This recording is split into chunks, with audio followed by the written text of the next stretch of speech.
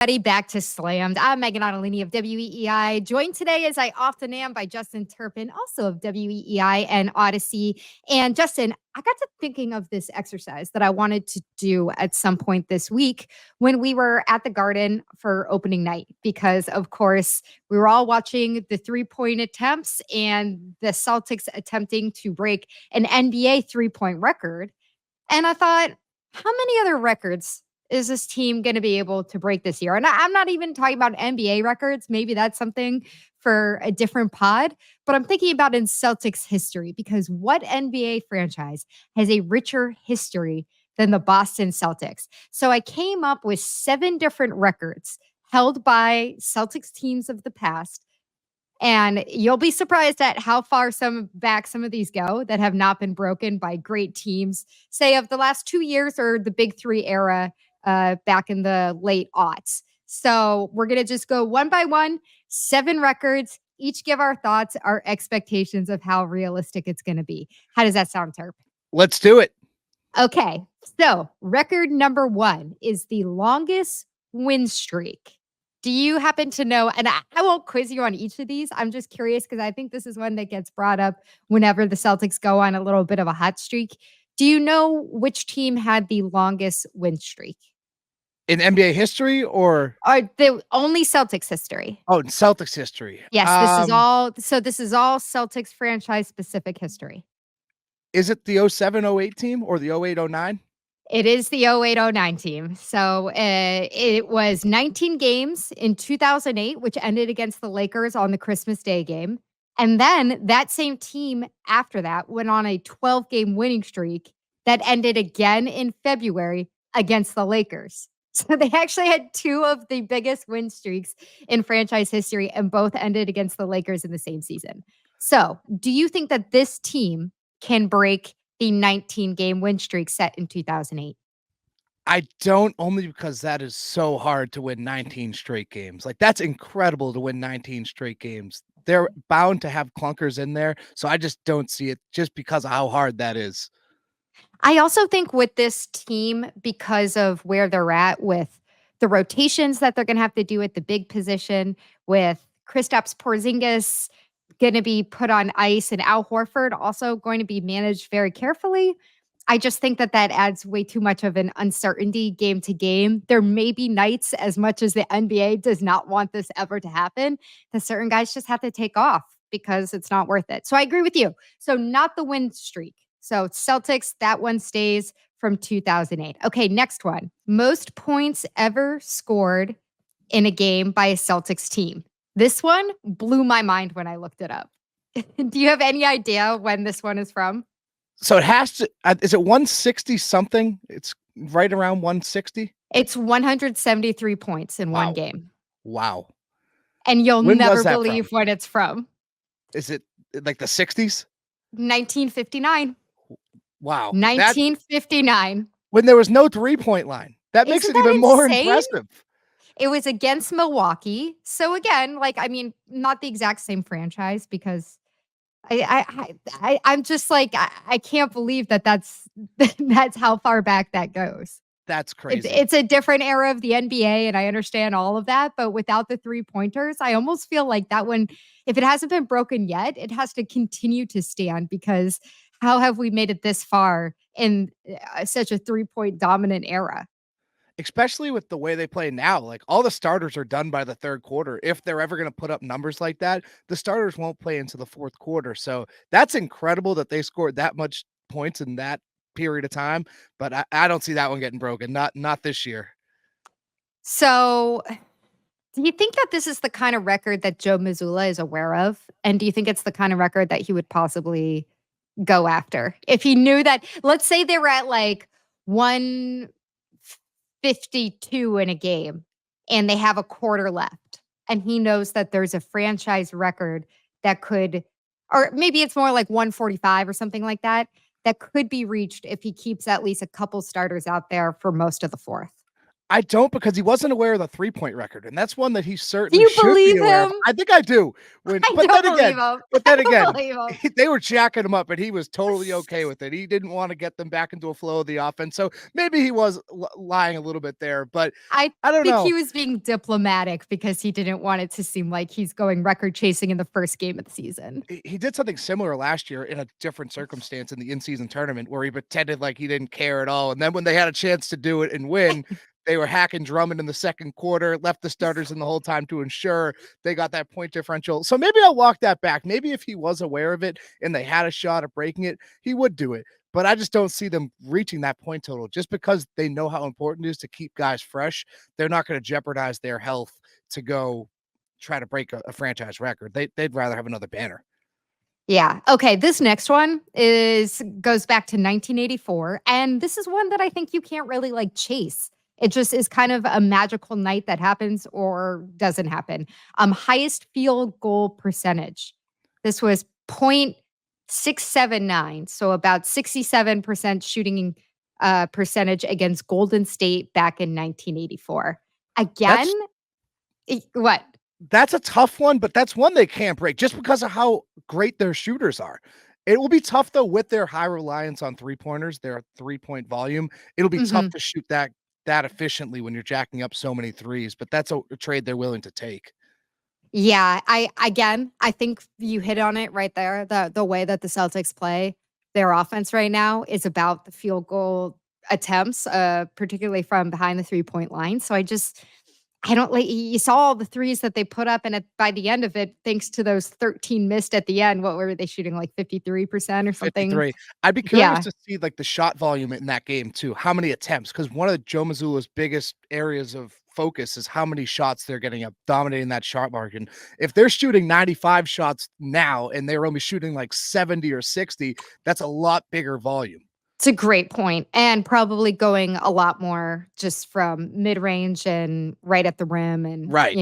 easier buckets maybe. Maybe not by Joe Mazzulla's standards, because he did once upon a time say that the three-point is the easiest shot to He make. also famously said, just because you're closer to the rim doesn't mean it's easier to score.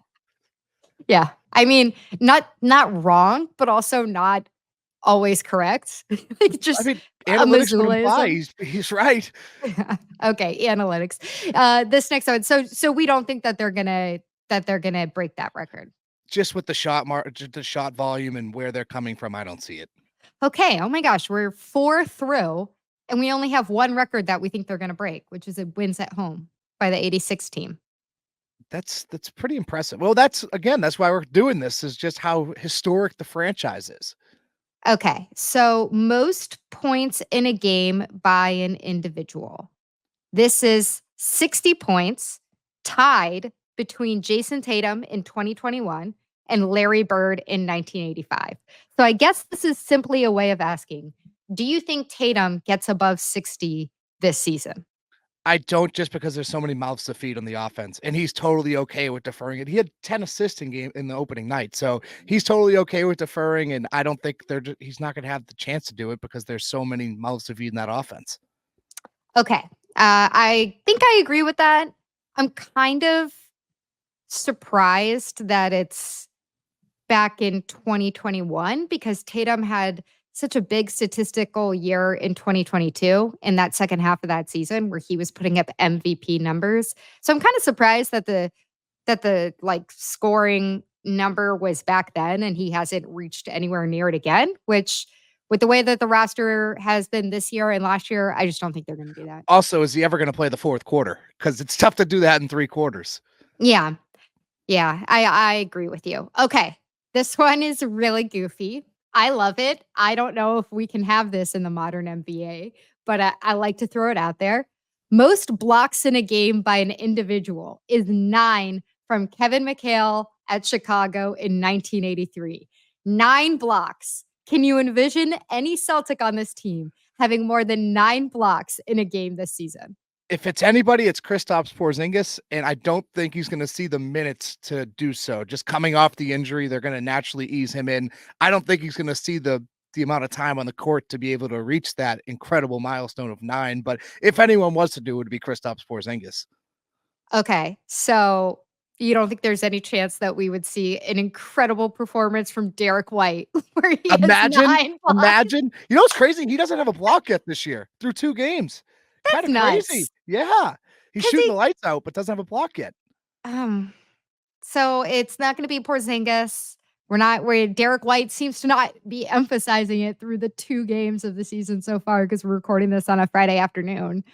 Yeah, I agree I with you. can't I really don't see really see anyone else. anybody else chasing that, It would be Kristaps unfortunately. or Derek, and neither one of them is getting there. Kristaps could one day eventually. I mean, he had a couple of 6 or 7 block games last year, so he could do it. It's just he's not gonna see the minutes to do so. Okay, this is my final one, and tell me what you think of this one. This is one that I kinda just compiled myself. This is the last time that a Celtics team had more than 3 All-Stars. Can you guess what year that was? Did the 08-09 team have 3 Nope. or They no? had 3. They did not have more than 3. So it Oh, has they to be had more than more 3. than 3. So the big Okay. I 3, missed that yeah, part. were there. So the big 3 is it like the '80s, those teams? 2011. Wow. It Who was got the in big there? 3 and Rondo.